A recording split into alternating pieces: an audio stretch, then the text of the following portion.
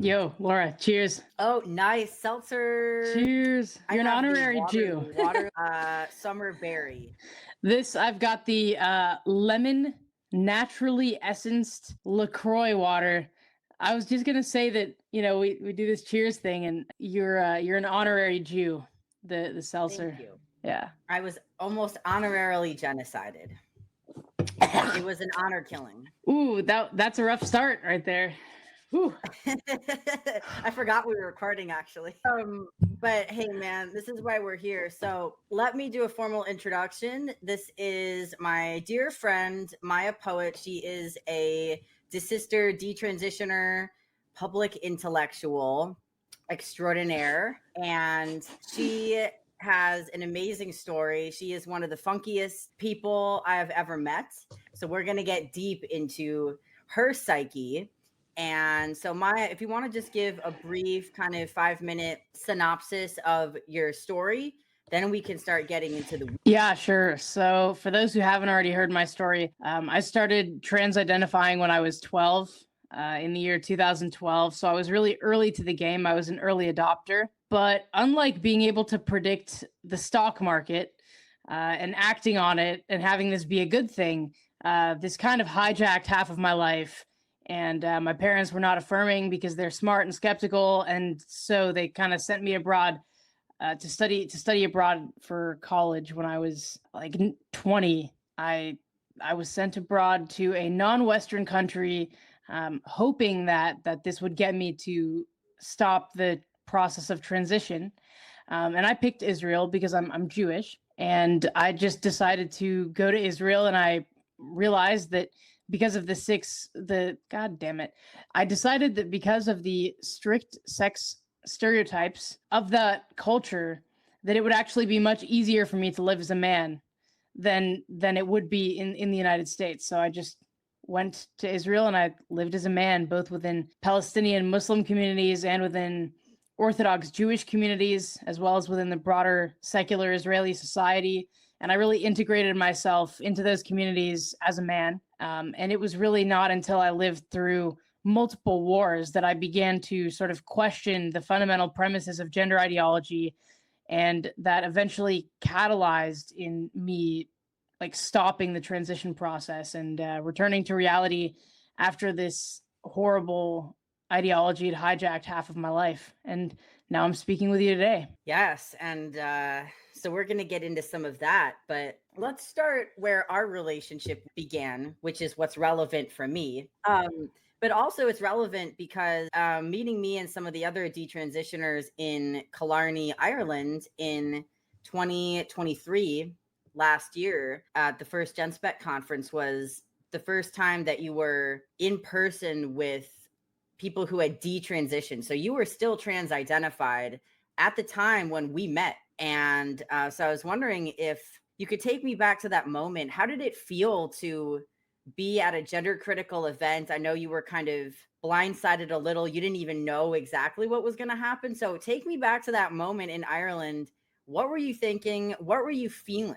Well, I just kind of stumbled into this conference after having a few beers at an Irish pub. So, I think that took some of the stress off, to be honest with you. I had just become legal in Israel, and so I could leave the country after about 3 years of having no legal status. And so I ventured abroad, and, a few things happened, and I ended up at an Irish pub, and then I ended up at the GenSpec conference. And I've got to say, it was a really odd experience because I'd been doing some gender critical research really following the first war I lived through, and sort of once I realized that my lefty American friends were supporting Hamas and that there was nothing I could say that would convince them to not support Hamas, and that my research that I had done to get my friends to stop supporting Hamas had actually launched me into the right-wing algorithms of the internet. And then that's kind of how I started to encounter gender critical content, several years into living as a man. It was weird to sort of see a lot of these people who I'd seen speaking about this subject online in person. And I'm not sure if I was aware of you. I was aware of Richie. I was aware of Kira Bell, but very, very tangentially, because what sucked me in wasn't necessarily the human stories, because I didn't see any human stories that kind of resembled mine. And so I thought that, if I wanted to detransition, that I would just have to, grow my hair out and wear women's clothing again and just do things that fundamentally didn't appeal to me, things that sort of that I wanted to pursue and that I thought the trans identity would give me the license to pursue. So it was really cool actually to meet you and to meet, some of the other detransitioners, and there were a few butch lesbians who had also detransitioned and were at that conference. And it was really meeting them actually that sort of made me realize, like, wait a second, these are people who are very similar to me. They did the things that I really want to do, and they've come out the other side and said, look, this is a bad idea, don't do it. And there was something poignant, in that for me. And what was the poignancy? Was it seeing other women? Because you didn't mention this in your synopsis, but you had been confused about being a lesbian your whole life, and you didn't know exactly what that was for a long time as a kid and when you first started going through puberty. But then by the time you were identifying as trans and living in Israel, you had awareness of butch lesbians. I know you had read Stone Butch Blues by then. So how was the experience of meeting other stone butch women, even though you were avoiding that acceptance at the time? Yeah, it was kind of surreal because I had met some masculine lesbians, or not even necessarily met, but I had encountered masculine lesbians, and most of them just like, I mean, there was not really one that I had a particularly kind of strong relationship with, and most of the lesbians that were at my synagogue at the time, just they all just like affirmed the trans identity. So like the only people who were kind of telling me that this entire self-perception is based on a stack of lies were really my parents. And what teenager or young adult actually wants to listen to what their parents have to say? Like, part of the individuation process is not listening to what your parents have to say. And so there was really nobody from the outside who was kind of, trying to get me to question why it is that I came to this conclusion about myself, that I really am a guy, or that I should have been born a guy. Like, nobody really asked me very critical questions about it, except for the people who, from a developmental perspective, I was not even remotely inclined to listen to. So it was really interesting to actually meet, young lesbians my age who had medicalized, who had gone down the path that I had put my entire life on hold in order to pursue. Like, I didn't plan my future beyond transition. I just thought my future starts when I get to transition, because there are so many sort of practical and logistical problems with, when you go to the Middle East and you just show up and everybody thinks you're a guy and then you go along with it because that's kind of what you're going for. Like there were moments when I had doubts and kind of wondered, it was a lot of it was in the gay bar, like when I'd meet lesbians, like feminine lesbians, who strictly, wanted to date women, and they wouldn't count, women who identified as men to be women, whether or not they'd medicalized, because of these woke politics. And so it just kind of made me realize, like, wait a second, even though I haven't gone on testosterone, like, this is already harming my chances of dating, just because of the sort of woke ideological aspect, which I think not very many people talk about. And so there were many moments throughout the trans journey, the mystical gender journey, that I started to have doubts, but those doubts never had a chance to materialize because I had gotten into my practical life, of working cash jobs as a cleaner before I had attained legal status in Israel. I worked for a lot of ultra Orthodox Jewish families cleaning their houses. And obviously, if I were to, show up and not bind my breasts, I mean, that would have been unthinkable to me, but I would have had to wear a skirt. I would have had to, present in a more feminine way if I wanted to, show up and clean their house as a woman. But in order for me to kind of do that in a way that seemed comfortable, like I had to put on like, a yarmulke, like one of these bad boys, except I would never wear this red one, because this red, it would have been way too flashy. It would have been considered like kind of too vain for the families that I worked for. So I wore like, muted colors, and I wore like the black pants and the white shirt. And I, presented myself as if I was a man. I cleaned their houses. And when I was thinking about, when I was on the precipice of attaining legal status in Israel, I had to start thinking about like what I wanted my future to be. And I had just kind of like, I had a degree in political science, and I didn't know exactly what types of jobs I wanted to pursue, but I had attained a pretty good level of Hebrew by then. I already spoke Arabic and Russian. So the job market could have theoretically been open to me. But then the question is like, everybody knows me as a guy. On my legal documents, I'm a woman. And if I want to get a job, I'm going to need people to write references for me. Like, especially in the Middle East, it's a culture where everything is based on connections, personal connections. Like, if you're having trouble with the bureaucracy and you have a personal connection to somebody on the inside, you will be prioritized. That's just how the Middle East works. And so if everybody knows me as a man, but my legal documents, which are also required for the purposes of work and being paid and being employed, are all it's all written down there that I'm female, like that obviously presents a logistical difficulty. And so I was kind of faced with sort of a fork in the road, and I had to think about my future a little bit more critically. And I just thought, well, I'm not going to change my legal documents until I, quote unquote, look like a man. And even though I already passed, albeit as a very young guy, a young boy, maybe a teenager in Israel, just kind of automatically, like there were so many calculations that I had to do logistically, and I just thought, look, like if I am going to pursue this path of transition, I'm going to need to change my legal documents. I'm going to need to get an updated picture for my ID.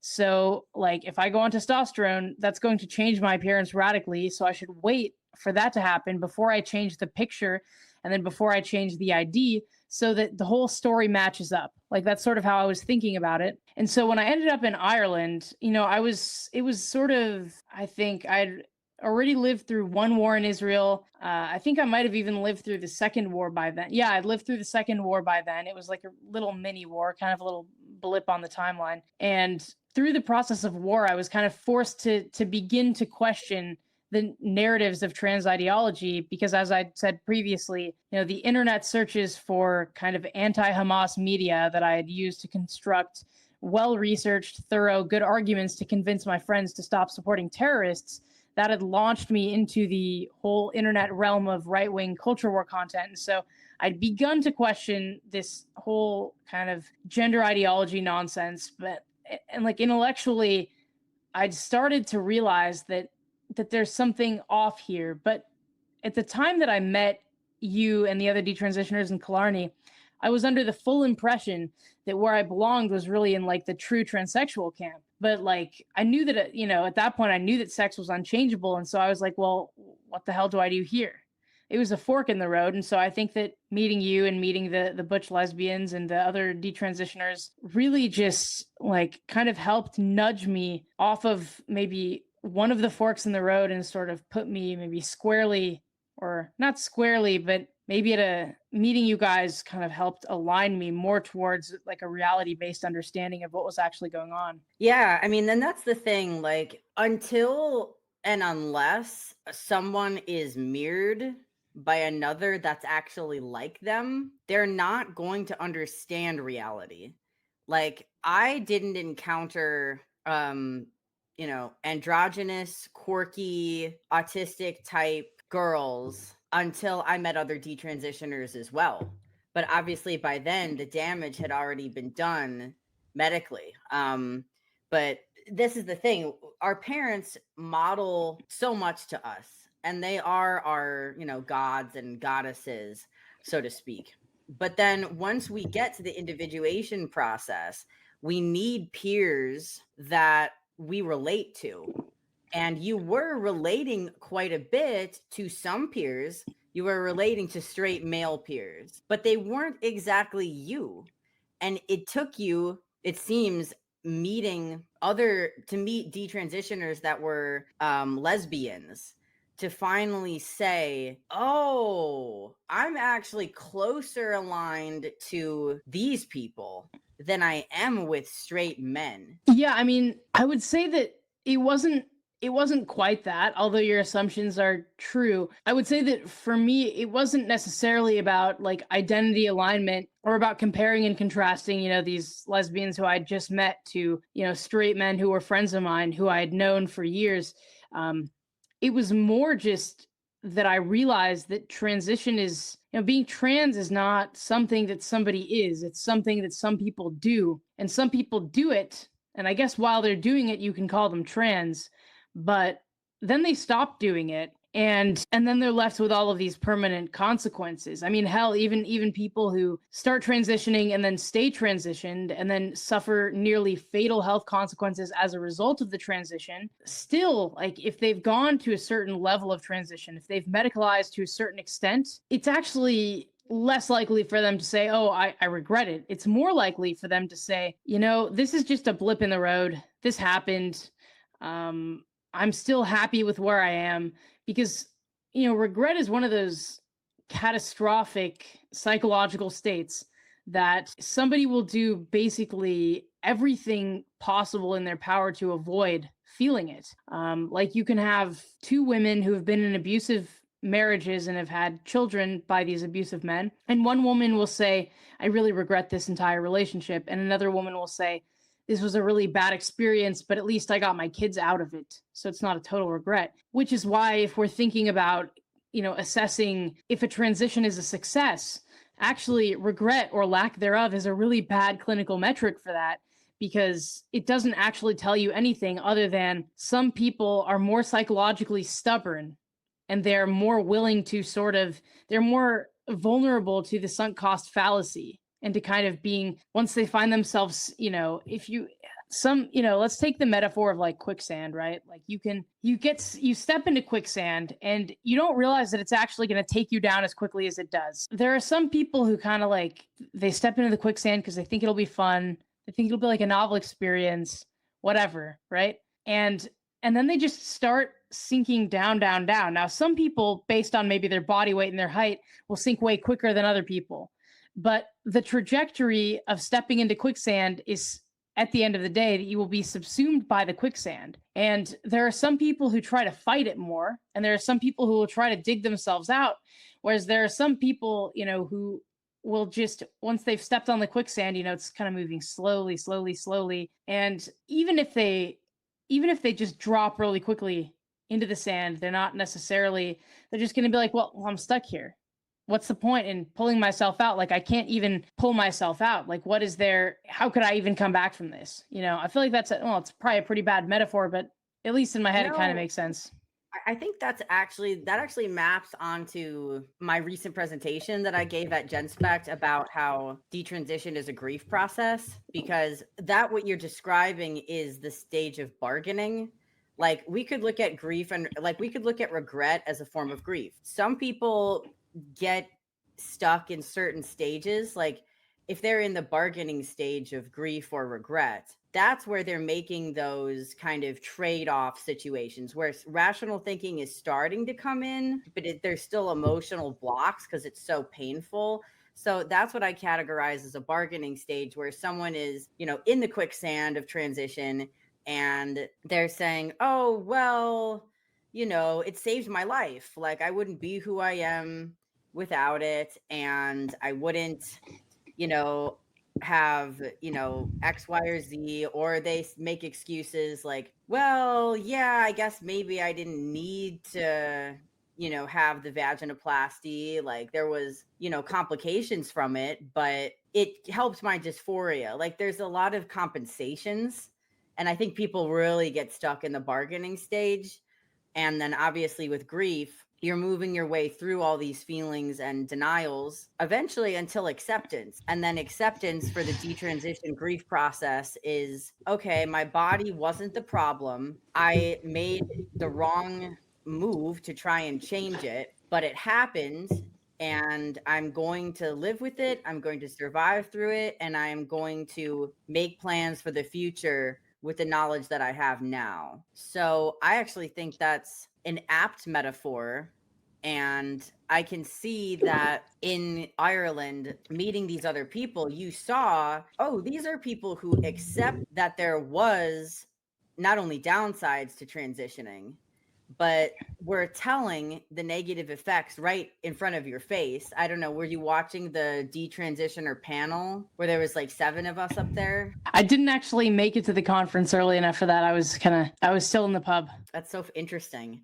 Yeah. Yeah, if I can remember it, that was the first night, I think, and then Yeah, I after came that, like I right was, before the night, right before we all went out for drinks. That's when I met you guys. well, that would have been the last panel of the night, so you must have come like right after that panel happened. Yeah, everybody was in the lobby talking, meeting, and I just kind of showed up and I was like, "What's up?" So Yeah, and then we ended up meeting again.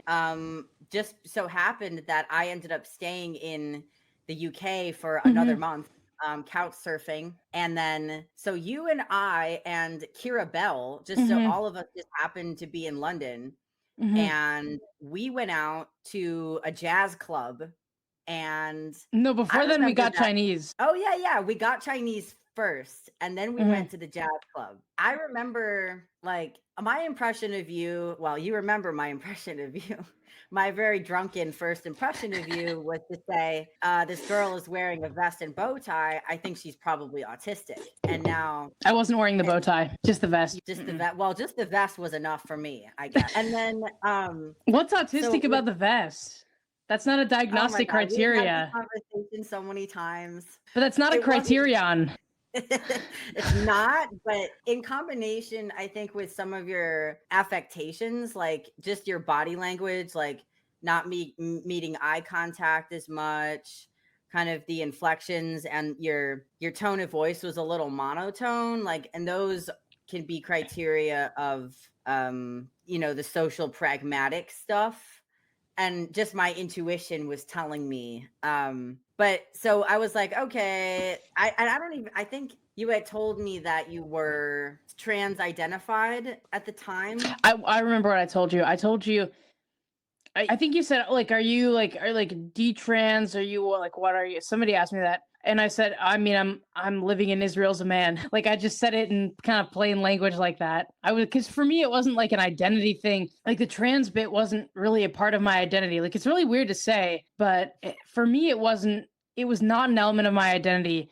For me, it was a life path. It was a trajectory. Like, I thought that I had this male brain inside of a female body, which meant that my body shouldn't be female, which meant that I needed to, disrupt my endocrine system and remove my breasts and this, that, and the other thing in order to live as a man. So for me, it wasn't necessarily an element of identity per se. Like because I got into trans in 2012, and it was more of that kind of old school transsexual type of thought. Like it's weird because I was born in 99, so I'm Gen Z, but yet my mindset was kind of more akin to the mindset of like the Blair Whites and Buck Angels of the world. Yeah. So for you, trans was a behavior, but what was your self-concept? Like you just thought, I am a masculine female that should have been born a male? I didn't even think of myself as female. I certainly didn't think of myself as a woman.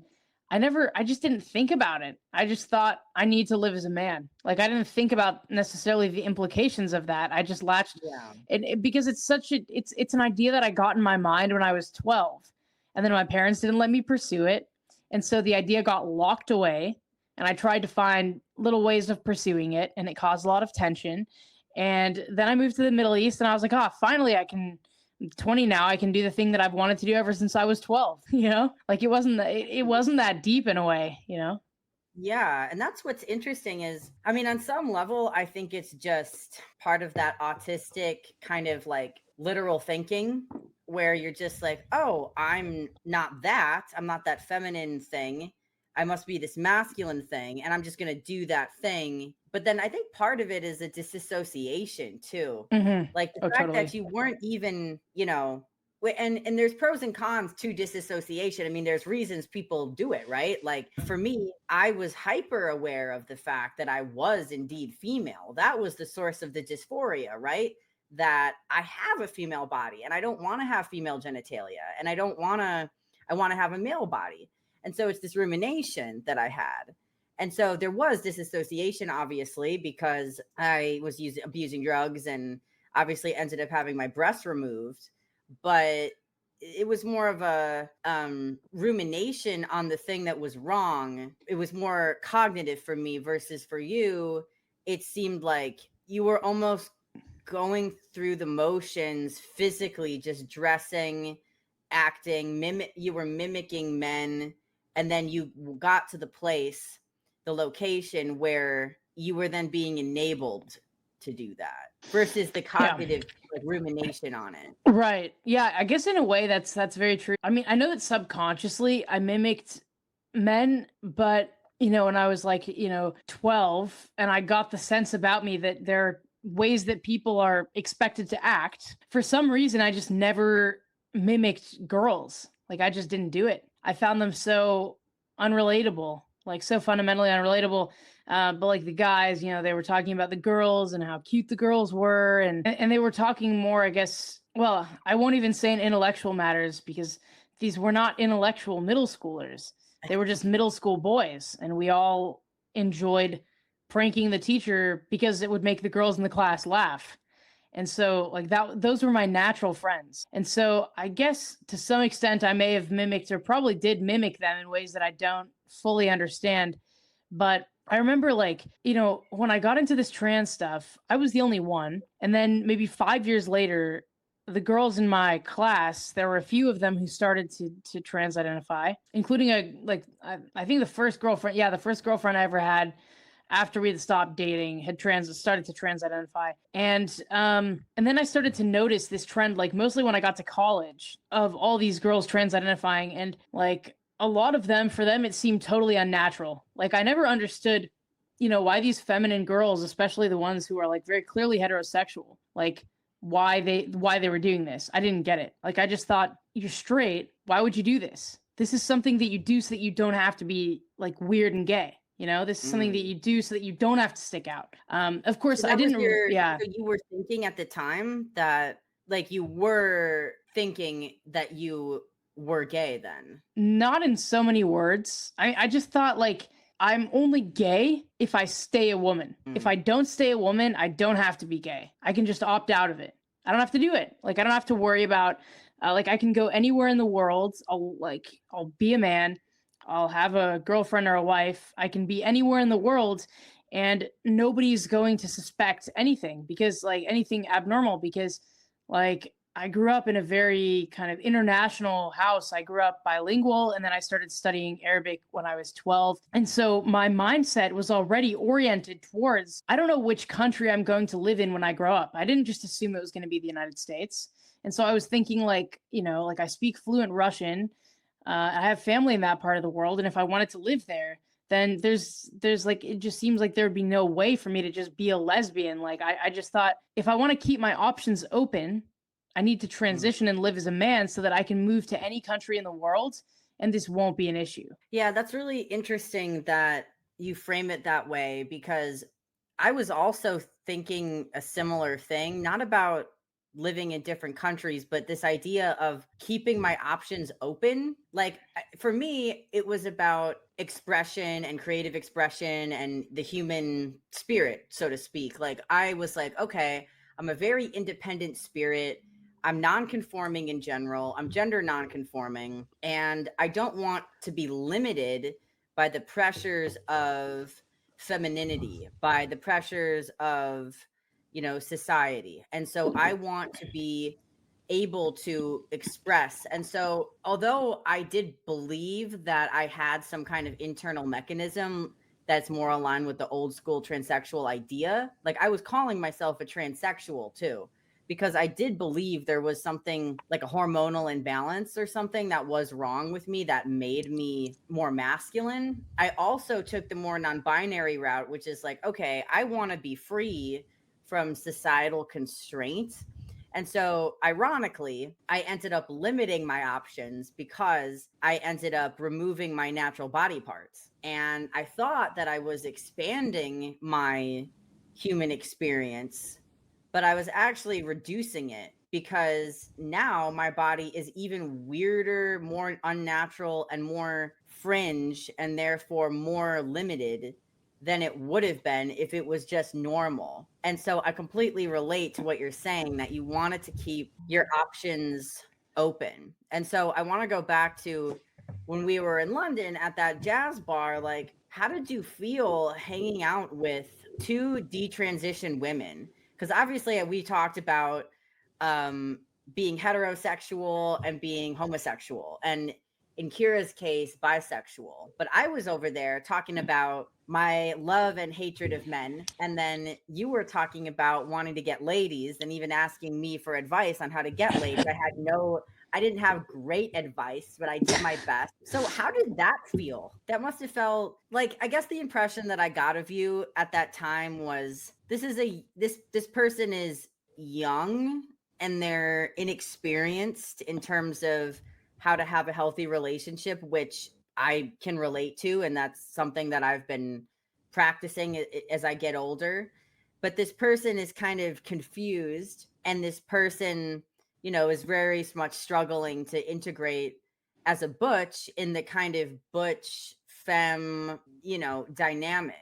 That's the impression I got of you. And so I'm wondering, like, how did you feel being with two detransitioners, especially Kira Bell, who is so famous, for regretting, Well, there was a moment when Kira was like kind of dropping me off the bus stop before I was heading back to wherever I was staying. And I don't know. She told me this thing. She said, if there's anything innate about this, it's that you're a dyke. That's so good. And like, it was something to that effect. I'm probably paraphrasing, but I just remember like her using that word. It was so jarring. And like, even when there was like this brief period in high school where I thought I could just kind of like fly under the radar by dressing super feminine, growing my hair out, and just not raising any alarms, because I just thought, like, if I want to make it to college without all this extra stress of having people know who I'm attracted to just by looking at me, like it'll just make things a lot easier. And I was actually just miserable for those couple years because I was still attracted to women. Dressing in women's clothing didn't change that. I was still attracted to women, but I was wearing clothes that I hated, and I just couldn't stand to look at myself in the mirror. And I was getting so much praise for growing out of this tomboy phase, and I felt so miserable. It's like I'm doing this thing and it makes me feel miserable, and yet I'm getting all this social affirmation for growing out of that, out of living the way that I want to live. And it just made me think, like, oh my God, there is no future for me. There's either I am stuck dressing as a woman for the rest of my life and having, people not think I'm a total weirdo and being miserable, or I just live as a man. Like, it was very black and white. I didn't see this middle ground in which I could be a woman who didn't pretend to be a man and just wore the type of clothing that I wanted to wear, because it was so atypical, and because I was getting, so much messaging around how atypical it is. Because, like, if you're in high school, I mean, kids of that age, developmentally speaking, are very much into cliques. They're very much into like drawing strict boundaries between the in and out groups. And while I was really quite adept at floating in between the in and out groups and being very popular, despite how weird of a teenager and of a child that I was, and having really no close friends, even though everybody liked me quite a lot. They'd vote me for popularity contests, even though I didn't have really any close friends to speak of, because I was kind of seamlessly able to navigate from one social circle to the next. But I was a very odd type of kid. I mean, I dressed for many years. I just straight up looked like a boy. I had like a dumb bowl cut, Harry Potter glasses, and just kind of wore shirts with a grumpy cat meme on them. And then I made my own bow ties. I was like super obsessed with rare brain tumors that make people super tall back in elementary school, really obsessed with the human brain. So I had all these odd interests, and I guess I kind of started to find my footing in high school when I joined the debate club, and I could finally sort of harness my intellect in some meaningful way. And then I made my bow ties, but of course I was the only girl wearing bow ties with short hair, wearing suits, like pantsuits. And, I could just tell that there was something so different about me. I just, naturally I floated more towards the guys, because like, who's gonna, if you show up to a debate tournament in a bow tie, like, out of all the nerds there, who's going to give you a compliment? It's going to be the guys. They're gonna be like, oh, sick bow tie. I'd be like, oh, thanks, I made it myself. And they'd be like, yo, can you teach me how to do that? Can you make one for it? Like, it was an inbuilt group of friends. And then we'd meet for frozen yogurt, like me and this group of 5 guys, and we would just talk about philosophy. Like, we'd talk about Kant and Deleuze and Descartes. We'd talk about Foucault and those queer theorists. We talk about Jasbir Puar, pinkwashing. We talk about like whatever interested us as high school debate kids. And whenever I tried to form relationships with girls at that age, I just got too nervous to talk to them. So I was just like, I have to avoid this. Like, so of course I wasn't going to emulate myself after the girls, you know? But, but that makes me wonder, because you said that, you show up wearing a bow tie to this thing, and who is going to compliment you or accept you? The guys. But I have to wonder, like, if you hadn't felt so nervous around the girls and had, used your natural charms as you did with the guys on the girls, don't you think that they probably would have also been interested to get to know you and talk about different things? Well, the girls at that age were really quite interested in like doing makeup and talking about boys. So I just kind of felt like, what am I even doing here? I don't give a crap about makeup. And there'd be girls that come up to me and they'd be like, do you want me to do your makeup? And I'd just look at them like, what? Why? Like, I don't know. I mean, part of it, I did stage makeup when I was in middle school, and I was like in some different productions, and couldn't stand the texture of it on my face. I thought it looked dumb. Didn't understand why people did it. I'd get like, rashes, itchy, stuff like that. Get on my glasses. It was just totally impractical. I saw absolutely no reason to do it. And also the thought of a girl getting that close to me and touching my face made me feel like I was going to like be ejected from a building or something. Like, it was too intimate. It was too close. I was really, really nervous around girls. So I just kind of like, in debate tournaments, if it would just be like, if my debate partner wasn't there and he's a guy, if he wasn't there and it would just be me against some other girl, like, I was always just terrified that I would lose, just because of how distracted I'd get. Like, so there was this certain type of teenage awkwardness that, like, around guys, I was in my element and they would present their arguments and I would just try to clobber their arguments with my arguments. But with girls, there was this like extra element of tension that I just felt was so totally overwhelming and insurmountable. And so I just didn't relate to the girls like really at all. I did get some girls who would compliment the bow tie, but then it would fill me with like butterflies. I would like my whole face would like turn red. And I felt like my breathing was accelerating, and I was just losing my mind. Like, a girl would give me a compliment and everything would just like, I would just lose my mind. And I described this to my friend. He was a gay guy. I described this to him when I was like 15, and he said like, Maya, are you gay? And I was like, I don't know. Does that make me gay? He's like, yeah, I think that makes you gay. I'm like, oh, so. Yeah, that makes sense. And I can relate in some ways, like, because the thing is, like, if we're not being mirrored by people that are like us, then we're going to get our mirroring from whoever is close to that. So for me, I was not feminine at all. I wasn't wearing bow ties and vests, but I was wearing like men's Hawaiian shirts. I had as short of hair as you. I was very androgynous. And there were some people that did think that I was a butch lesbian, but I was obviously very heterosexual. And so that confused me.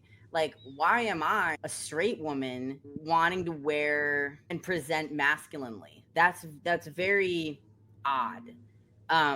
And so I also believed that I could not be myself and dress how I wanted to dress and be who I wanted to be, and then be with who I wanted to be, men. So it's not the same thing, but it's similar. And yeah, at that age, I didn't relate to other girls very much either. Like, I thought makeup was pointless and stupid and annoying and tedious.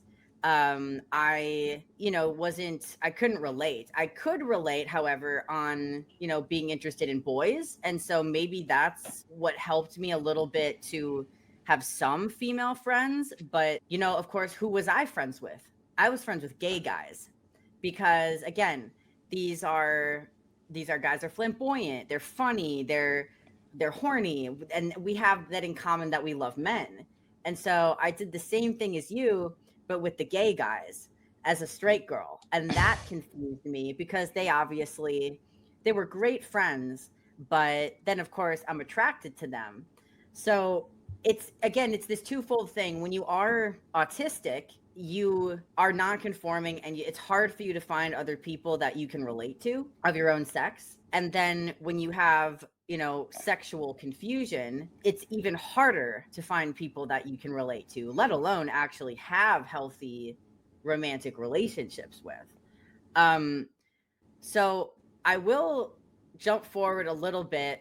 So we meet each other in April of 2020. And then by October, that's when, you know, the war breaks out. And you've told that story before. I want to examine other aspects of it, specifically when you knew that you needed to flee the country, and you were texting in the group chat from Killarney that you were getting on a plane to escape the war. Take me back to that moment, because in terms of, you know, you had just gone through this shocking, you know, overwhelming event. There was physical, you know, you weren't able to bring most of your clothes. You didn't have your bow ties. You didn't have, you know, all your binders and all of those things with you. So you almost kind of were ripped away from your life and everything that you had known, and then came back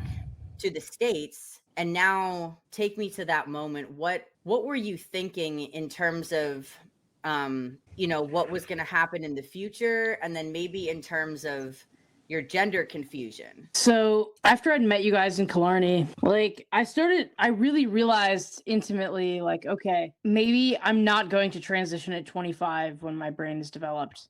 Maybe I'm not going to do it ever.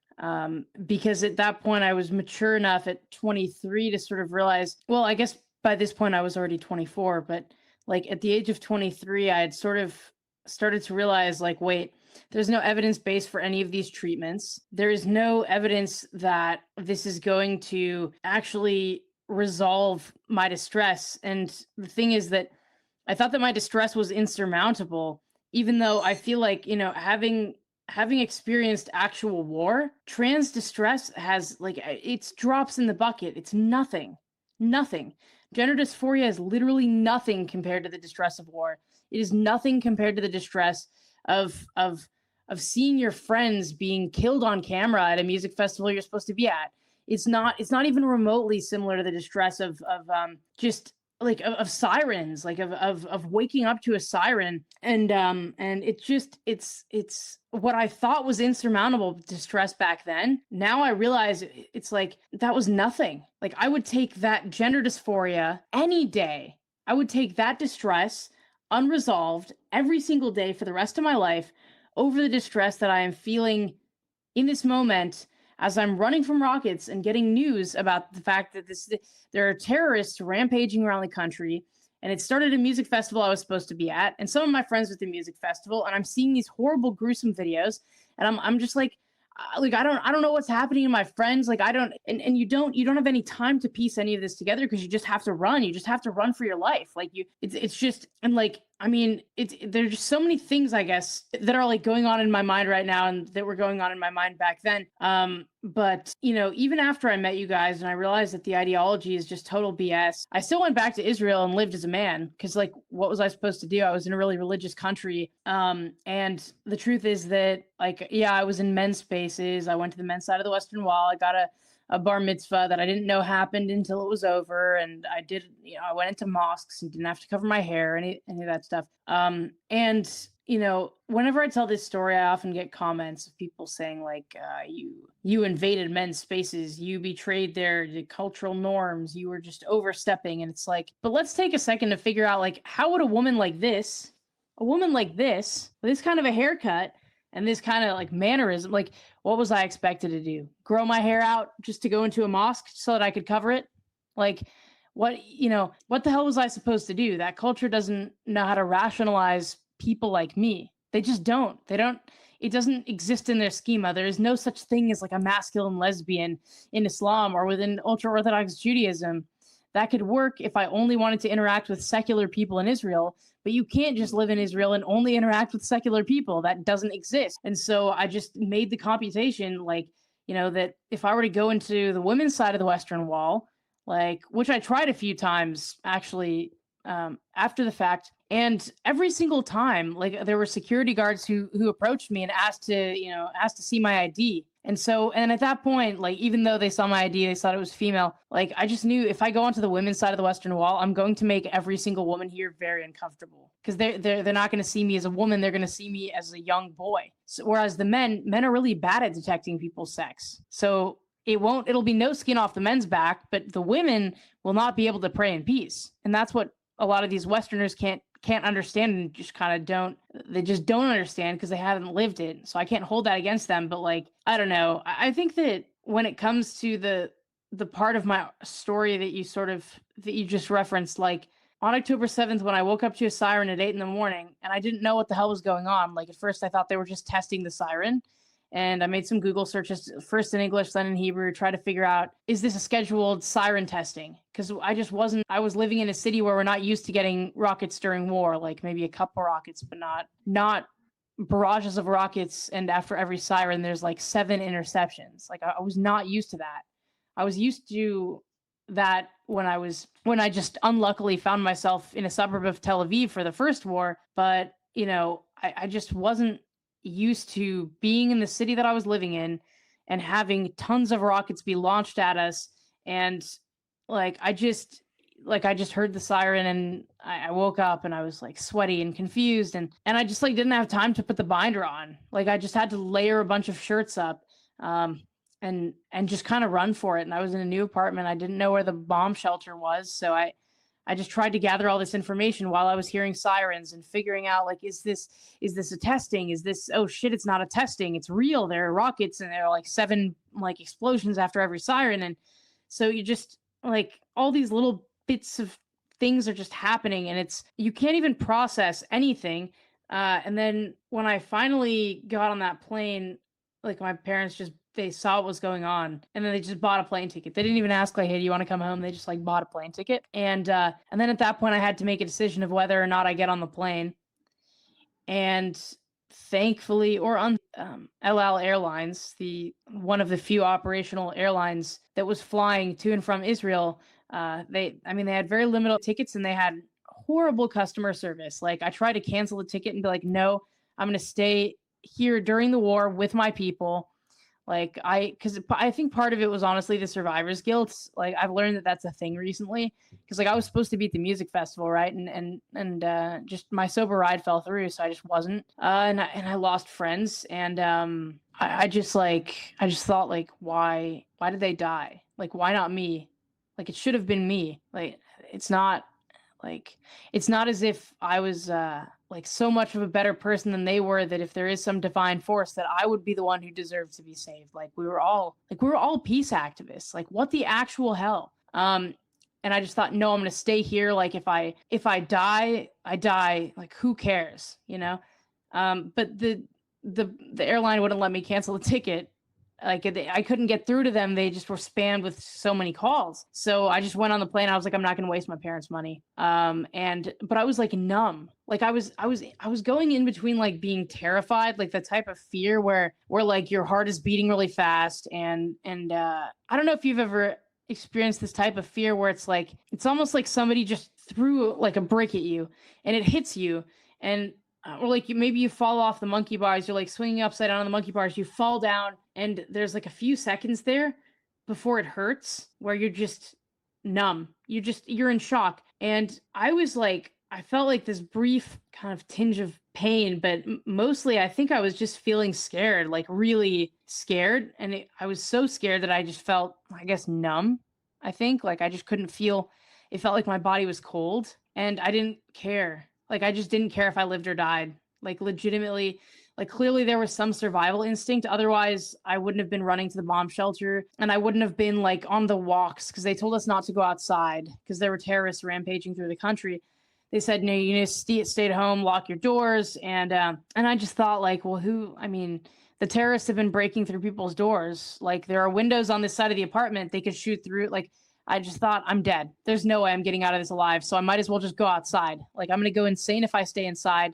And I'm probably going to die if I stay inside. If the terrorists are already here, there's nothing you can do. They have guns. They'll kill you. So I just thought I'll go outside and I'll take a walk. Like if I get shot by a terrorist, who cares? Like the psychological toll of that was just so, it was just so much. I was like, I just need fresh air. I can't stay in here. And I went for a walk and I thought I was brave. And like, I thought I could, I thought I was brave, and I thought, screw this. I don't care. I don't feel anything. Like there were even times when I would just like do this, like just try to touch myself to just like make sure that I still had some feeling or something. And I just, it's almost like part of me couldn't feel it at all. It was really odd. And so I would just go outside, and like every time I heard a car going down the street, I would just straight up, like if there was a shrub or tree, like on the sidewalk, I would hide behind that. I'd hide behind cars that were parked. And whenever a car would come, I would just kind of like look over like this. Like I would just kind of like be really, really small, but then like tilt my head up and look through like the top of my glasses to see if there was like a bunch of terrorists who had hijacked like a Jeep or a minivan with their guns pointing out at us, because I'd seen videos of that, and nobody was telling us anything. Like nobody was telling us like, have the terrorists gotten, like how far have they gotten? And so I just like, I'd kind of resigned myself at that point just to death, you know? And so I got on the plane, and now I'm actually getting back to the question that you asked. So then I get on the plane, and like part of me was really worried about even going to the airport, because going on the bus ride, you know, from the city where I was to Tel Aviv, where the airport is, using public transportation during war is always tricky business, because even though there are, you know, metal detectors in every single like transit, you know, like underground train in Israel, and in malls as well, you have to get scanned to go into a mall. You have to like open up your bag and stuff. Like they're a very security conscious country, but I couldn't trust anything. I was like, if they screwed up this bad, like I can't trust any security measure. And we know that during past wars and during past conflicts that like suicide bombers become suddenly and so they go on buses and they blow themselves up along with everybody there. And so maybe I had a little bit of a survival instinct when I was like, maybe it's too dangerous to go to the airport, because like it might be more safe to just stay put than to risk getting blown up by a suicide bomber. And then there's also the question of, so then I ended up like taking a taxi. And as I was on the way to the airport, I was just terrified, because I was like, what if I hear a siren and I have to, like, what are we going to do? We're on the highway. Like, you're supposed to park your car and get out. That's what Israelis do. You're driving, you hear a siren, you park your car, you get out. And then I thought, but what if somebody has their headphones in, or they're not hearing? And so then they drive over me when I'm on the highway, crouching like this from a siren. Like what, like every possible worst case scenario was going through my mind. But you know, I found myself in this taxi, and I was with this Arab driver who had driven me somewhere before, and so I knew him and I trusted him, and we were just like singing these like old Arabic folk songs. Like my favorite was from this woman, was like this Egyptian legend. She was actually like cross-dressed as a child. I think she was like born in the late 1800s or something. Like, and her voice is legendary, just like so, with so much soul. Like you don't even have to speak Arabic to find something really kind of meaningful in just the timbre of her voice, right? And I guess like I was singing these songs with this Arab taxi driver on the way to the airport, and I got out, and everybody's in front of the airport smoking their cigarette, not worried about anything. They're just like, yeah, whatever, you know. Like Israelis are used to war, they're used to it. But obviously, after the fact, I now learned that every Israeli is like still deeply traumatized by October 7th. Like I have friends who have literally had guns pointed at their head by terrorists and have the gun not go off. And they still say like, no, October 7th was the worst thing that I've lived through. And it's the worst thing that anybody is like, that I know has lived through. So I find out that I guess we were all in the same place of just kind of trying to hold ourselves together. And so I get to the airport, and like the weirdest thing happened. Like I put headphones in my ears because I just couldn't with noises and airplanes. Like I started to develop this complex around hearing airplanes after the first war. And then I go to the airport, and obviously you're hearing airplanes. And I was like, I just can't deal with this. Like there are sirens and there are airplanes, and you just can't really tell the difference when you're in this heightened state of arousal. So I was like, I'm just gonna plug my ears with these headphones. And even when I was trying to listen to, like, I was listening a lot to actually Gender a Wider Lens. And I was listening because I was still in the midst of this new kind of obsession. And I guess I was really comfortable around you guys in the conference. I was comfortable around Sasha and Stella and the guests, some of their guests on their podcast I had met. And so their voices, it brought me some kind of calm. So I was listening to Gender a Wider Lens. And even as I was listening to them, like I would still hear sirens, and then I'd take my headphones out and I'd realize that like my brain made up the sirens. They weren't going off. Like my brain made it up. And I was in the airport, and I just remember I got kosher McDonald's because it was like the first thing there, and I was so hungry. I just like didn't eat for several days. It felt like I couldn't. I was too stressed to eat, so I just didn't eat. And then I was ravenous. I got to the airport and I was so hungry, and I just went to this kosher McDonald's and I got a Big Mac, and I just started eating it and like listening to this podcast. And then my brain was just making up sirens. And I just felt like I was going insane. And then I finally made it onto the plane. And the entire time that we were like going up, we were like ascending, I was just really nervous because it was just like a week into this war, and there were still rockets flying everywhere. Like Tel Aviv gets tons of rockets. So I was just holding my breath. I was like, we're not safe yet. The airplane is in the air, and what else is in the air?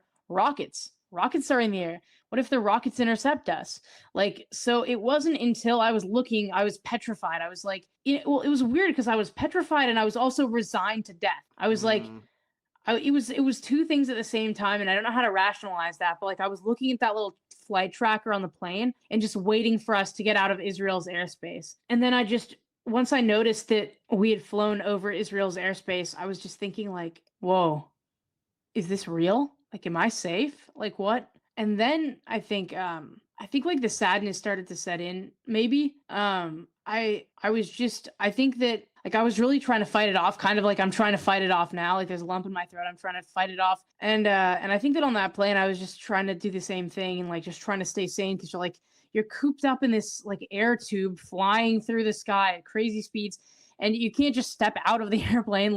It's not like when you're worried that there might be terrorists running around, but you're going insane, you have the luxury of taking the risk with your life of like taking a walk outside. But on the plane, you're stuck, right? And so I just thought, for my own sanity, I need to not think about this. And thankfully they gave us a little bit of wine on the plane, and I would drink the wine, and it actually didn't help. It just made it harder to like stop myself from crying. But on any Israeli flight, on any Israeli airline, like on El Al Airlines, there are tons of kids, because Jewish couples, like especially Orthodox Jewish couples, have tons of kids. And so I just thought, I have to hold it together because there are kids on this plane. I can't just start crying because I'm an adult. I don't have the luxury to break down in front of all these kids. Like they don't even understand what the hell is going on. I'm an adult. I can understand it. It's like, and I had to play the charade of like not feeling fear and not feeling sadness in past wars, because I'd ended up in bomb shelters that I'd share with kids. And so I started carrying around stickers and giving them out to kids, because like, you never know. In Israel, there are tons of kids everywhere. You're crowded together in buses, and one of them will start crying, and then everybody's unhappy because this one kid is crying. So you give them a sticker, you pacify the kid, right? And then everybody's a little bit happier. So I got into this habit of carrying stickers around, and it served really well in wars, because I just had this massive stash of stickers, and you can never predict when the war is going to happen. So it's good to have them on hand, and you just take them with you everywhere. Like you never know when you're going to need them. And I had stickers with me, and like I felt like I was going to cry. But instead I just started giving stickers to the kids on the plane, and I just found like every single kid on the plane and just started giving them stickers. And I think that got me through the plane ride, actually. And then I came back to the States, and I was like, I caught some bug on the plane. I was like super sick. It was really, really difficult, because I was back in the United States, a country that I hadn't lived in like 4 years. And I was back at home with my parents, and I was dealing with this insurmountable grief. Like I had lost my normalcy. I'd lost my country. I'd lost friends. I'd lost my sanity. And I just like didn't feel like there was even a point in like I just didn't see the point in living. I just I stayed in the basement, which I quite liked because it reminded me of a bomb shelter, so I felt safe. And I just didn't see the point in like getting up, brushing my teeth, showering, or anything. I just couldn't be bothered. I was just in my head. It was like it didn't feel real. None of it felt real. It was all rapid. Like it didn't feel real that I was there. It didn't feel real that I was here. It didn't feel real that like my friends who I just kind of expected to get like an Instagram message from saying like, "Hey, you want to go out with me to party?" And they just weren't there anymore. Like they were just gone. They just like I don't know. None of it felt real, and so I was just like, who, like, why am I, why am I alive, and why are they not? Like, how there's no justice in this world. Like, and I would tell people, I started to tell people that I was supposed to be at the music festival, and then they'd say like, oh, God was really there for you. God was saving you, and it's like, but why was God not there for my friends? Like, how is that just? Yeah. So my gender problems were like the last thing on my mind. But then, I started to, I don't know what forced me to get out of bed. I think I started to bond more with my parents' cats, and they don't like to be cooped up in a room. And I just think that like at some point, I don't know, I was starting to, I don't remember that whole time was like a blur, but I already like didn't wear the binder on October 7th, and I just didn't put it on. I mean, I realized that it was the whole trans thing was BS, and I needed a catalyst, and there's no catalyst quite like that.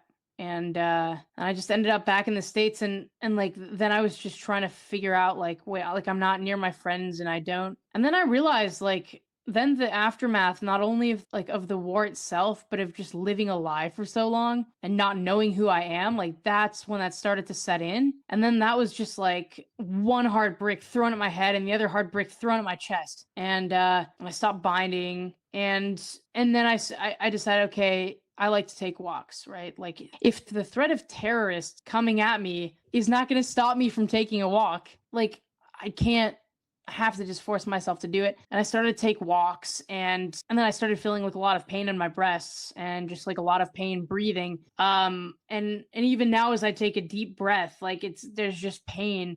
And I don't know, it's like I thought that it would resolve the longer that I wasn't wearing the binder. I just thought like at first I didn't know what it was. I thought it was just tight muscles because I've had tight muscles ever since I was a kid. And then I just like but now it's just like the pain, you expect binding to be uncomfortable, but you don't expect not binding to be even more uncomfortable. Like because I just did it for so many years that I just kind of screwed myself up, and it's like, I kind of deformed my breasts, it's hard and painful to breathe. It's kind of painful to lay down in certain ways, and it's like, that's so then I had another like, ooh, I did something to myself here. And that realization was hitting in combination with the realization of like, I don't, who is Maya? Like I lived under this alter ego for so many years. I was like, well, who actually am I? Like I got used to just, it was like I was back in the first world, and so I was stuck thinking about identity again. It was really weird. Yeah. Like, yeah, I mean, I have a lot of thoughts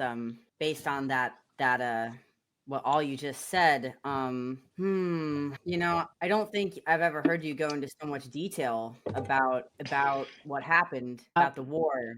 And I feel like over time that I've known you, it seems like maybe it's a little easier to talk about it, but maybe some of the pain is like you can articulate it more, or you're remembering more bits and pieces. And yeah, so I just want to check in, like, how are you feeling right now, just going through that in such detail? I've never heard all those details. Yeah. I mean, my therapist actually just encouraged me to talk about the war, like not in an intellectual way, and just like to talk about not to talk about like how, Hamas uses its civilians as human shields, and how like don't want there to be a Palestinian state, like to not talk about it in like a fighty debate way, but to actually like feel the emotions of it.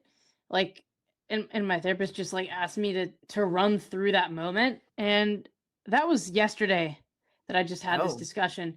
So I feel like I'm just going to keep trying it in places where it seems decent. I mean, it already feels like way too vulnerable to say all of that stuff in front of an audience of people. It's like such a private it's like, who cares? Who cares what you've been through? Like, who gives a crap? Like, everybody has their problems, whatever. Like, who, it's like my general thought about sharing personal emotions is that is that you shouldn't do it publicly unless you can derive some insight from it that could be applicable to other people, because otherwise it's just kind of like boring to listen to. And also, if the emotions are particularly strong, then you feel the pain of the other individual.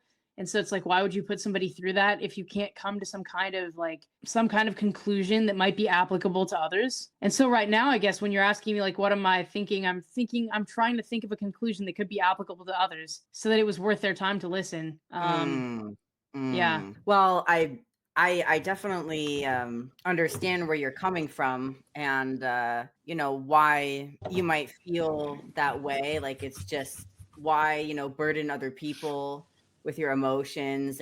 But I think that there's always appropriate and inappropriate instances. Like, there's some people absolutely that don't care. Like, that's just the truth. There are some people that do not care about me or you or whoever. But I also think there's a lot of people that care a lot about you and hearing your story and hearing these types of stories, and that they're strong enough to hear them. And I know when I hear your story, it's not something that, as an American, as something that I can relate to, but I understand feeling shock and feeling out of control and feeling in a life or death situation and feeling like having an existential crisis. So I also know what it's like to feel love. Like, you are a very loving person. The fact that you carry stickers around, which you've given me on multiple occasions in various cities around America. And in the UK and in Ireland. And in the UK. That's right. And that I can see, and it's so important to feel that love, because there wouldn't be this grief and this shock and fear of death or apathy towards death if there wasn't such a deep care that you have for life, for other people. You wouldn't be doing peace activities if you didn't care deeply about other people and children.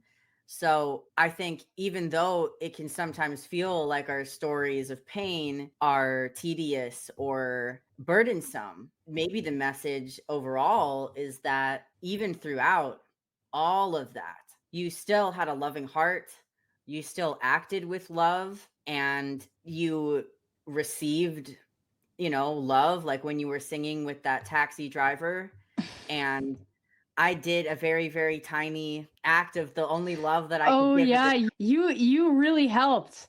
I got your text. I think you sent rat pictures or something, and it was like I I just remember I was like there. I was like, oh my god, there's a car hiding like for like under the tree, behind the trees, whatever prepositions are. I was like just ducking like this and just looking and cars and I remember like there's this one time when I got to this little outdoor area and it was really exposed. It was like I was like because there were like lanes from both sides and it was like kind of a hill paved kind of hill going down. And I remember sitting there and I had a Diet Coke with me, and which more caffeine is almost certainly not what I needed. And I was just like I was playing solitaire on my phone, and this was I don't think this was on the 7th. This might have been the day later, but it could have been on the 7th. I don't remember. It's all jumbled, but like I knew that I was taking a risk because I was like, if there's a car coming here and it's a terrorist, or there's a car coming here and there's a terrorist, like I can get down on the ground really quickly and hope that they don't notice me. But I was like, that's kind of why I was like, screw this. I'm going to play solitaire on my phone and drink a Diet Coke. And then I get these messages from you. I don't remember exactly what they were. We talked, said something, and and then you sent me pictures of like your rats or something. And I was like, Laura cares. Like I met this girl like a few times, and we haven't really spoken since, but like she cares. Like that was nice. Like that. I actually think about that a lot. Yeah. Yeah, because I just like when I saw those messages in the group chat, like no one had really, like none of us really knew each other well in that group chat, which is kind of why it died off, I think. But when you were just saying like what was going on, I was just like, none of us know what to say. Nobody knows what to do. There's nothing we can say or do. Like, it's such an impossible situation.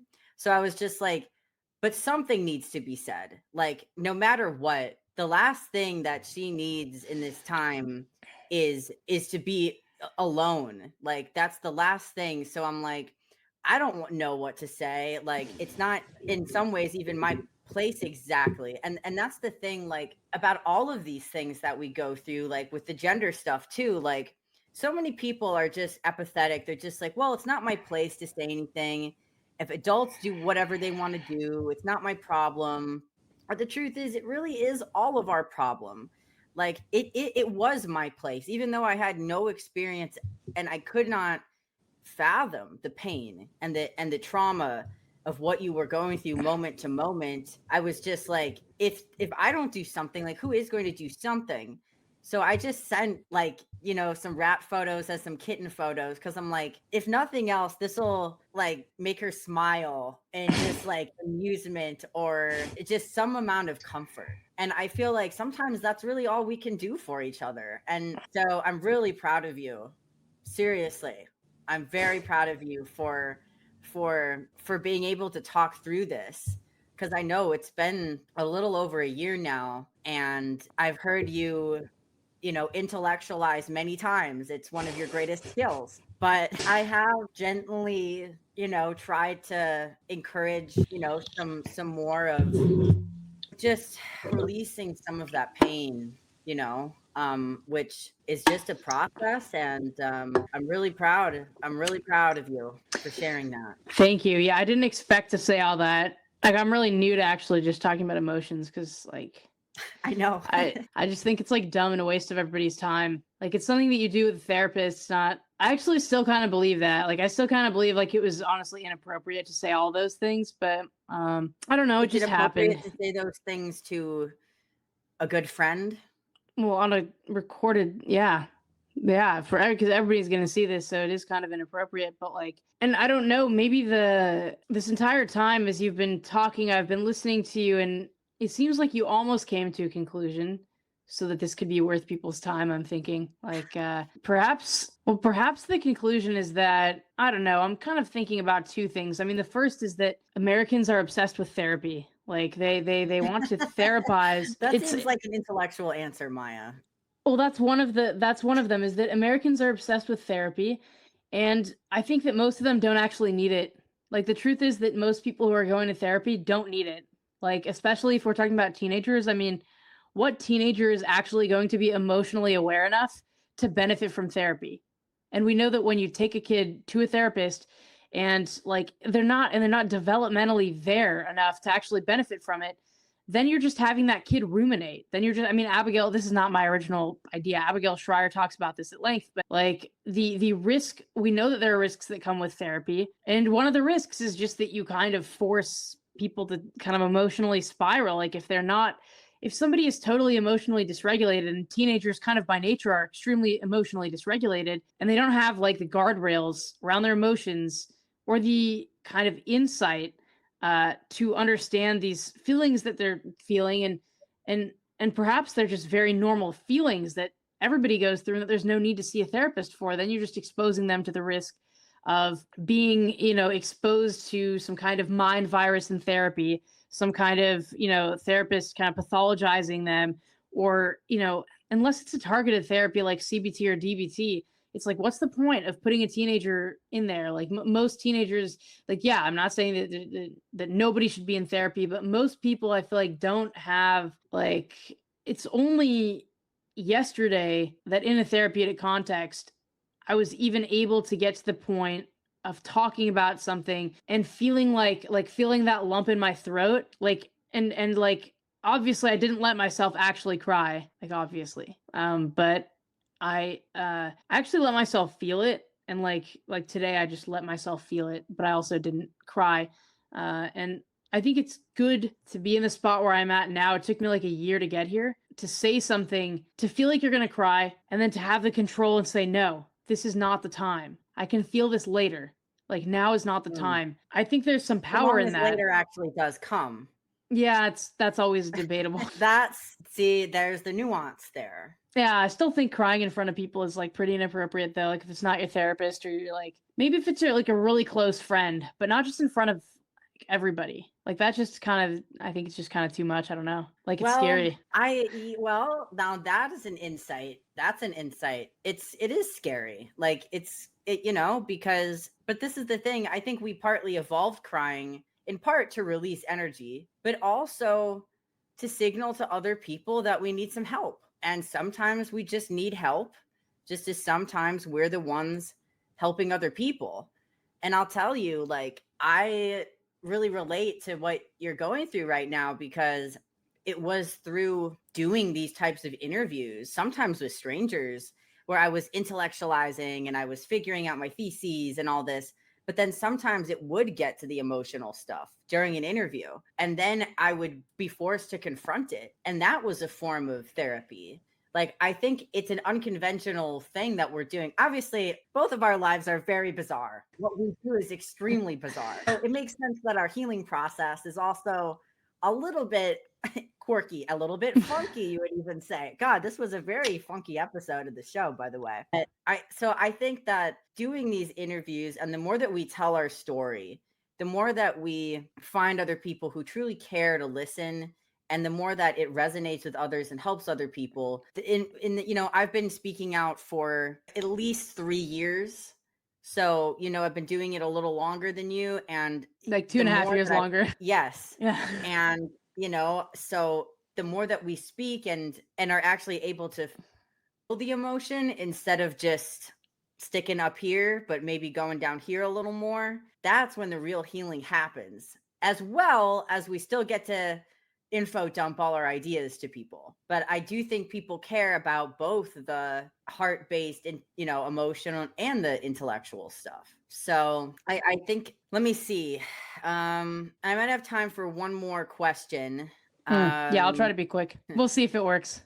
Yeah, because we're almost to the 90-minute time limit that we set ourselves for info dumping, which it's tough. But there wasn't a ton of info there. There was just a lot of scattered, like it felt like when I was talking about that, it felt like I was back there. It was really odd, like really, really odd. Yeah. Yeah, I mean, like the way that I think about PTSD, and obviously the types of PTSD we have are very different, but it works in a similar way, where it's so shocking that it feels like this force or this energy just lives in your body. Like it's just weird and it's numbing.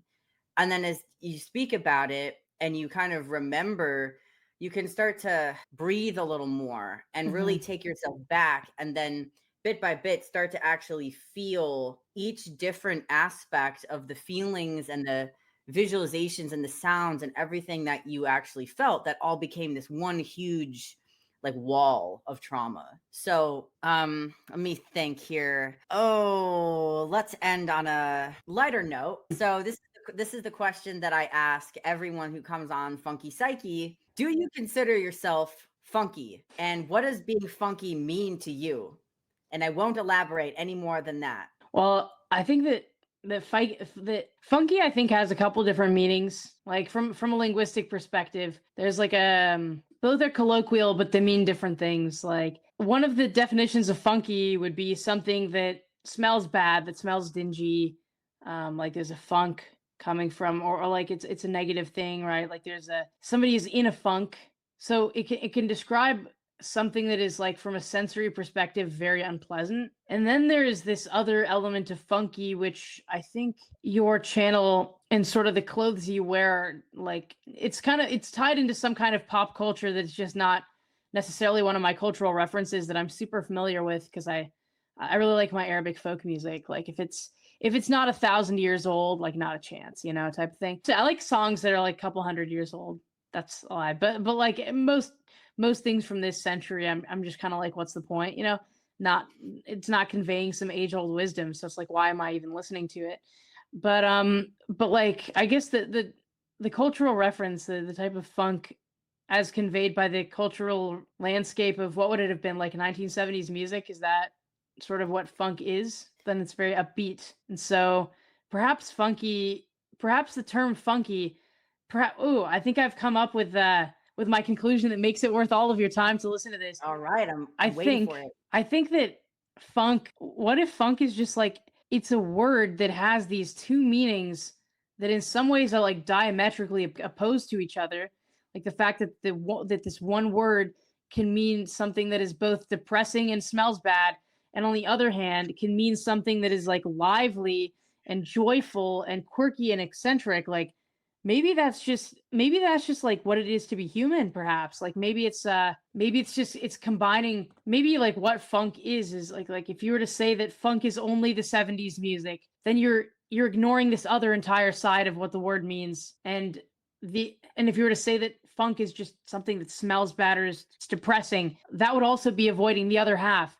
And it's like there's no way of being human without experiencing something that is both like negative from a sensory perspective, but also like joyful, quirky, eccentric, positive, psychedelic even. So maybe I don't know, I've never thought about that before, like, but maybe Maya, that's oh my, you just summarized my entire life philosophy. You just summarized what funk god is. That's exactly what I've been saying. That's why I call myself funk god, because I'm supremely funky in both the depressing, negative sense of life and the positive, joyous sense of life. I'm very sensitive to both. And that is the human condition. I just got so much joy seeing you work through this linguistic to existential philosophy, because that is exactly what I did when I was 18 and invented the funk god philosophy. I was like, this is like yin and yang. It's both. And that's why I think you're a great example of someone who has an extremely funky psyche, because you've been through such depressing and terrifying and abhorrent existential experiences, and yet you're still so full of love and joy and vitality and energy. And that is why, my friend, you have an extremely funky psyche, and that is why we are BFFs, because we're both funk gods. it's almost And as if we had pre-scripted this. I We know, didn't. it was We almost didn't though. There are it was all these almost too much. questions. You sent me these questions and we didn't. We only got to like a few of them. Yeah, I mean, we can go through. We can do more talks, like, Ah, why not? What's stopping us? You know. yeah. But I felt like I wasn't sure where it would go, but I also had this strong feeling like we should talk, because I was hearing you in that space last night talking about some PTSD stuff, and I'm like, it seems like Maya is Having a breakthrough. yes, having a breakthrough. And I'm like, and so I wasn't expecting you to have such healing catharsis, but I'm so grateful that I was able to be here for that. And Yeah, it I was don't. Yeah. recorded. Which I is know. What a nightmare. Holy shit. I mean, maybe we could post so that people don't think I'm like an emotionless robot. Because I that got a could be lot the of comments title of like the video. that. I got a lot of comments like that on the Andrew Gold interview. I know They're that was like, pissing me off. they were like, this didn't happen. You were just so detached and blah blah blah. I'm like, what? Did you want me to cry? Like, it's weird because normally I wouldn't go even near any subject that I feel might give me a lump in my throat, because I felt like I wouldn't be able to control it once it happened. So I would just try to stay as far away from it as possible.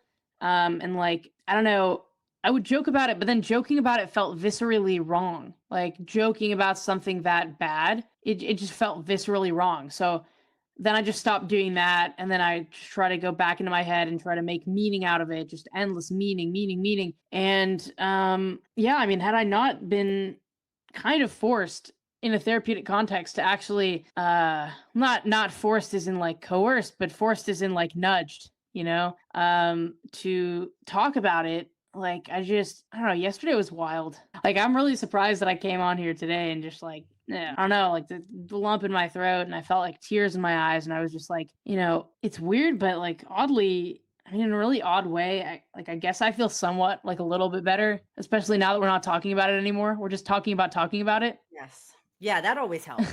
I love Yeah, the metaphysics. metacognition. Yeah.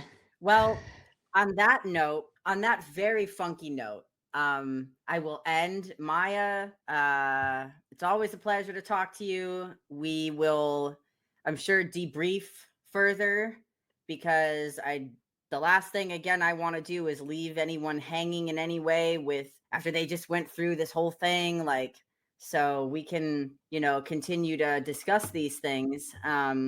But thank you for coming on, and everyone make sure to pay attention to what this lady is saying.